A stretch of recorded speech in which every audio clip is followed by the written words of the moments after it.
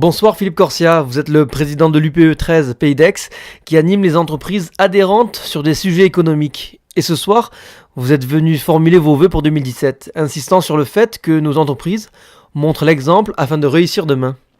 Effectivement, je pense que l'UPE 13 qui est leader au niveau syndical patronal, doit montrer l'exemple et doit impulser quelque chose de fort pour le monde économique.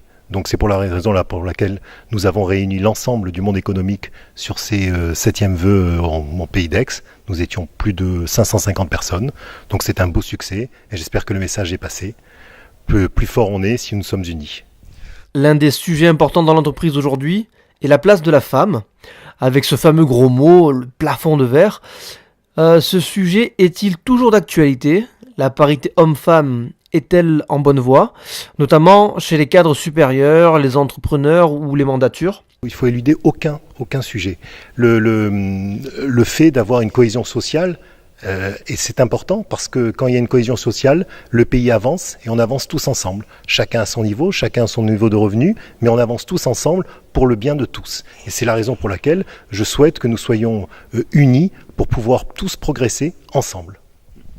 L'année prochaine, le gouvernement sera renouvelé.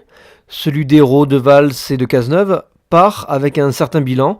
Les chômeurs de catégorie A baissent, le CICE a créé de l'emploi. Que souhaitez-vous demander à ceux qui s'installeront à l'Élysée et à Matignon en 2017 ?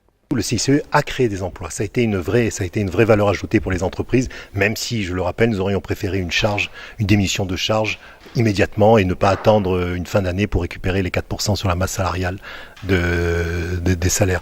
Mais ce que moi, je demande au gouvernement, c'est d'essayer de considérer que l'entreprise est une pépite au niveau de la création de richesses. Car sans l'entreprise, le pays n'avance pas.